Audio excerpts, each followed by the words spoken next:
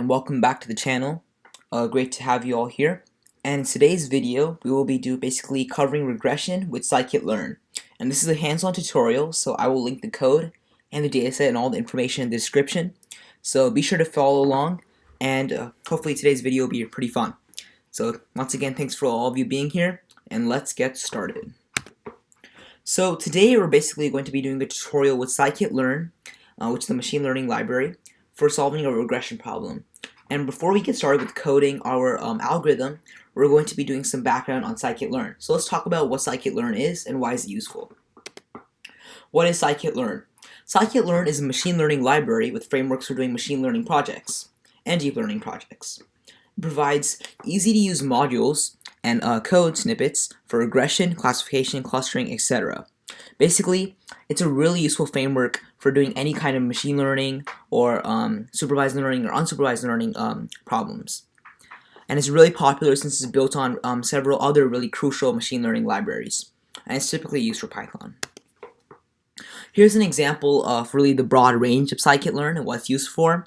So like I said earlier, it can be used for regression, dimensionality reduction, classification, clustering, etc. We haven't talked about dimensionality reduction yet. We'll get to that later. Obviously, regression classification are classic supervised learning techniques, and clustering is the primary technique involved in unsupervised learning. So Scikit-Learn is a very adaptable and widely used framework for implementing all kinds of machine learning algorithms, especially ones used in Python, which we will be using today. Let's talk about NumPy. NumPy is one of the fundamental libraries that Scikit-Learn is built on top of. It is a fundamental package for large multi-dimensional arrays matrices. And as you can see in the left bottom corner, here's an example of some arrays and matrices that are used in NumPy. And this is why NumPy is so useful, because when we deal with problems in machine learning, with data sets and large packages of data, and computer vision with breaking down images, you typically break down our data into sizable arrays and matrices, because these are easier to deal with and easier to perform operations upon. Therefore, NumPy is really useful for performing or iterating across such arrays and matrices. Another fundamental library that Scikit-Learn is built on top of is SciPy. SciPy is a Python library used for scientific computing and technical computing. It has modules for optimization, linear algebra, integration, interpolation, special equations, has an ODE solver, a differential equation solver, etc. And SciPy is really useful because when we do much more advanced mathematical operations that are involved in scientific computing, Scikit-Learn is built on top of this library. So we can do much more serious mathematics for computing machine learning algorithms. So let's jump into today's video tutorial, what we're going to be talking about today. Today we're going to be breaking down a classic machine learning problem, which is predicting the maximum temperature from the minimum temperature. Let's jump right into it. So here's today's machine learning problem. We want to predict the maximum temperature of a certain weather zone based on its minimum temperature variable. This is an example of a single variable linear regression problem, and the overall goal of today's machine learning problem is to use a linear model to fit a line to the data. There's some prerequisites before we can get started coding, so you must first download the following necessary libraries. You're going to require Pandas, NumPy, SciPy, Matplotlib, Seaborn, and Scikit-Learn, obviously. NumPy, SciPy, Scikit-Learn are core libraries that we will need for handling this data and for running the regression algorithm. Matplotlib is useful for visualizing the data and understanding what's in the data. Seaborn also useful for visualization, and Pandas can allow us to hold the data within our system. I have also provided the dataset in the description. It's a .csv file, so make sure to download it to your computer, and we should be good. And the data, if you can try to visualize it with Matplotlib, it should look something like this graph, this chart that I've shown in the video. And so I'm going to be starting coding, assuming that you have all the libraries installed. So take a second to pause the video. Go online and try to install all these libraries, and also download the data file on your home directory or computer. And let's get started coding. Alright, so feel free to follow along and run on your device. Remember, without the libraries, this will not work because all of the important operations and functions that we will be using require special libraries that we talked about to be imported from Scikit-Learn, etc. And remember, be sure to try to run this file and save. Be sure to try to run it and save it in a .py file since we're coding in Python. Alright, then let's get coding. Okay, so I have an open Python template. So I'm using Atom as my text editor, but you can use whatever you want. So I'm just going to get started. So let's start off by importing all the necessary libraries. So I'm just going to write some comments just to make it easier to follow along. So start by importing all necessary libraries. So this is our first step. So like I talked about earlier, we need those 6 libraries that I mentioned. Let's start by importing them. Let's import pandas as PD. We'll import, sorry, one second. Let's import pandas as PD.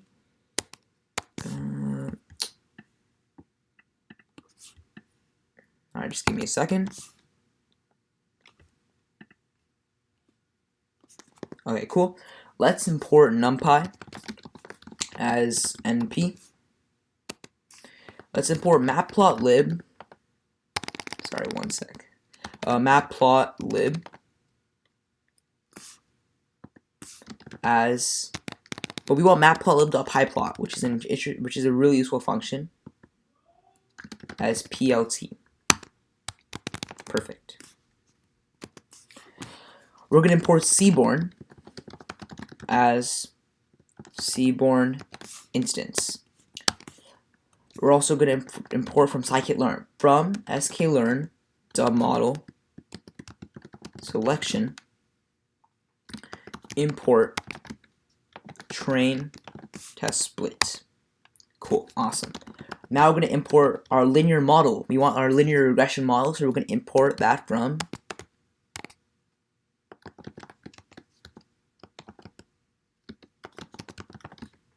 our linear regression function. Perfect. Awesome. And finally, we want to import metrics. This is a little extra, but at the end of our program, we might want to evaluate how well our linear model does. So therefore, it's necessary to have some metrics, which I'll talk about towards the end of the video.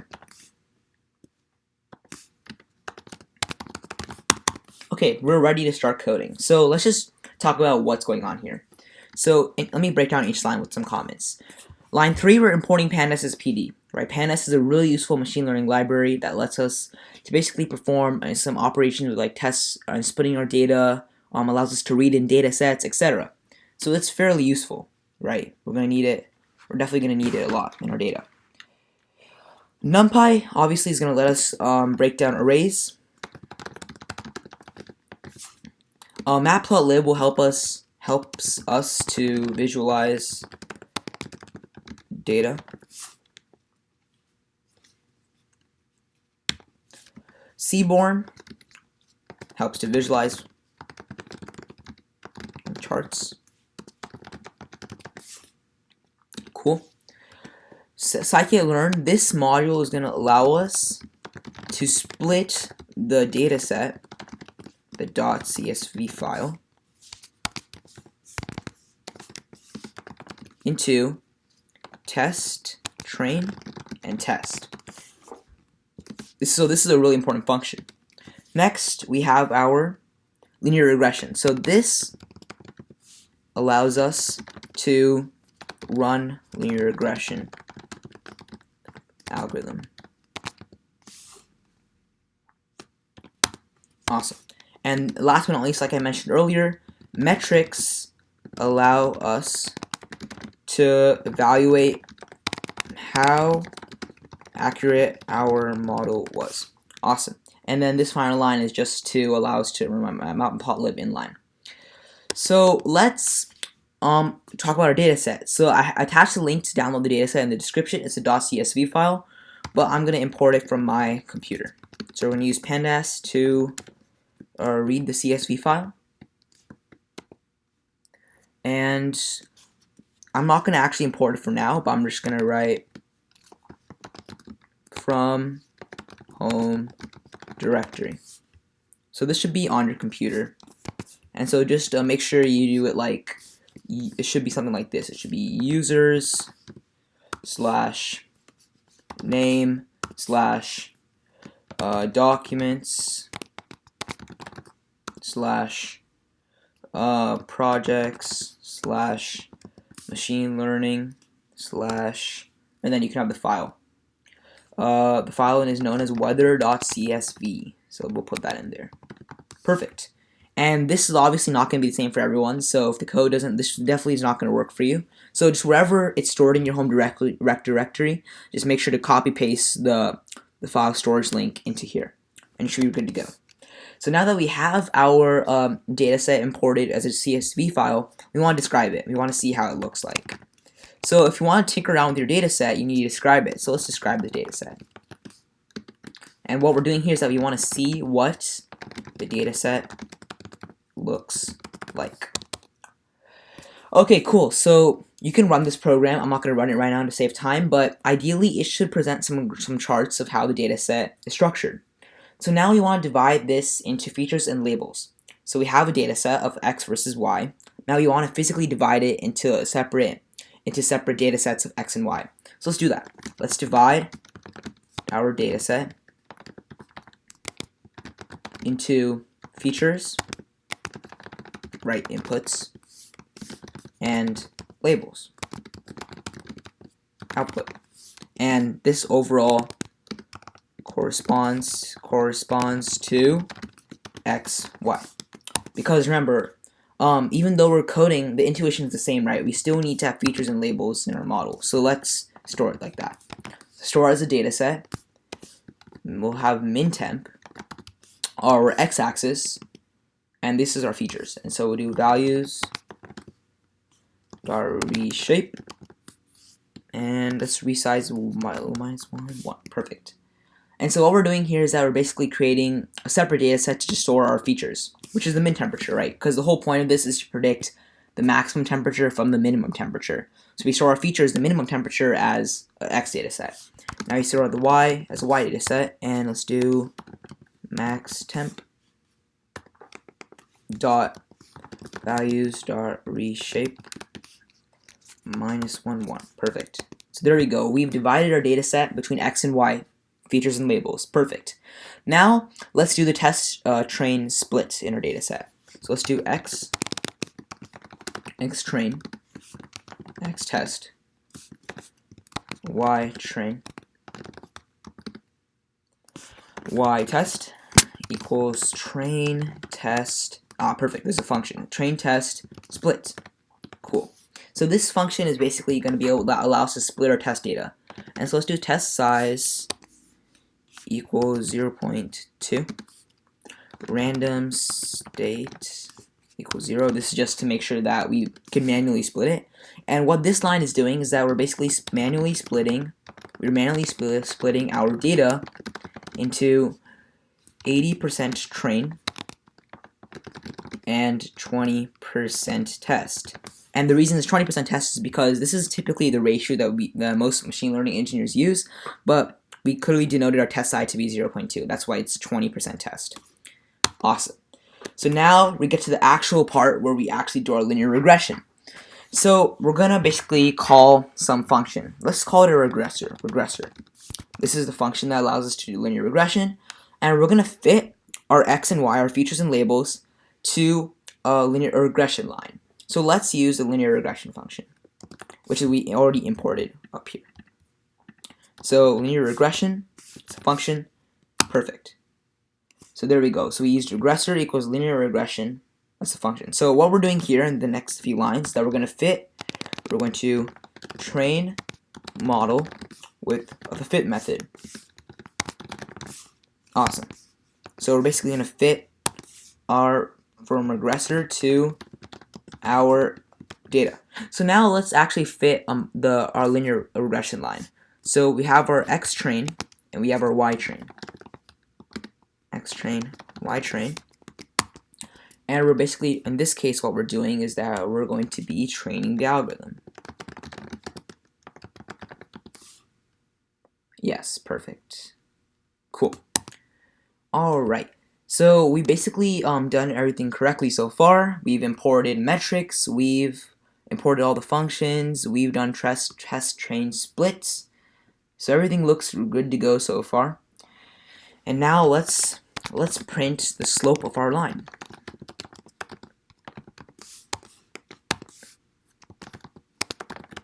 So this is interesting because now I want to actually just print out, or just to check, we're going to print out, or sorry, we're going to retrieve,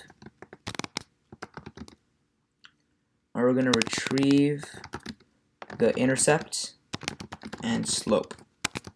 Perfect. Okay, cool. Alright, so we've done everything. We've fit a model, we've divided into test and train, we've done the regression on our training set, and now let's compare our predictions versus true values. Let's do that. Let's actually just compare side by side how it looks. So what we're going to do is we're going to compare predictions versus true values. Okay, so let's do y prediction equals regressor dot predict x test. So this is basically what we're doing. What we're doing here is that we're predicting what our y value will be from the regression line based off all the values in our test data set. We're going to store df as our first grid. We're going to do df equals pandas or pd dot data frame, and inside we're going to basically store values. We're going to do actual y test dot flatten, and we're going to do predicted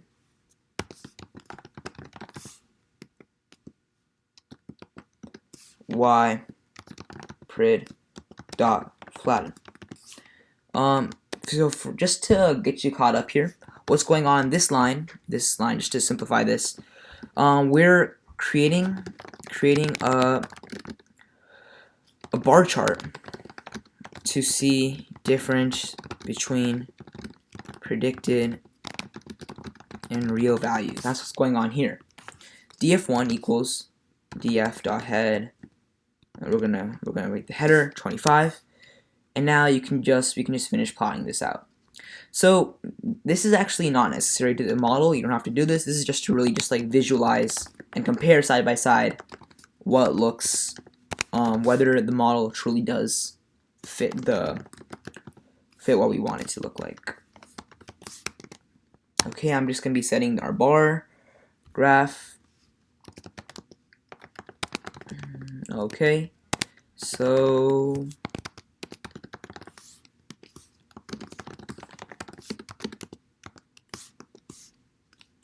just give me a second here and we'll continue with our problem.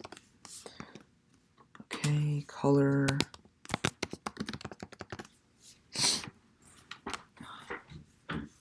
So color is going to be green. Let's just set arbitrary colors. I'm going to grid this again, and then we can just copy paste this. And we can just set another different color. I'll just make it black. Okay, awesome. And we can just show. Awesome. So as you can see, what we've done in these lines is that what's going on here is that we've already created our regression model. We already have a linear model. Earlier we printed out the intercept and the slope just to verify that. And now we're basically going to compare side by side in a bar graph the actual values of the data set versus the predicted properties that we got from the linear model. And that's what this line is doing. We're basically outputting a graph that shows side by side comparison of model and real data. Great. And so let's just finish this off. So now we want to plot our final regression pie plot. We want to plot our final regression line. So let's do that. Plot final regression, and let's do it here. Pie plot dot plot.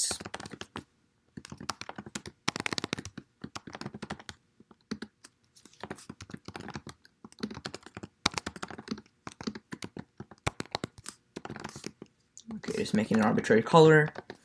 The width of the line will be 2, and then we'll just finish it off by saying show. Okay, so this code is just a pretty mashed up version of what it should like.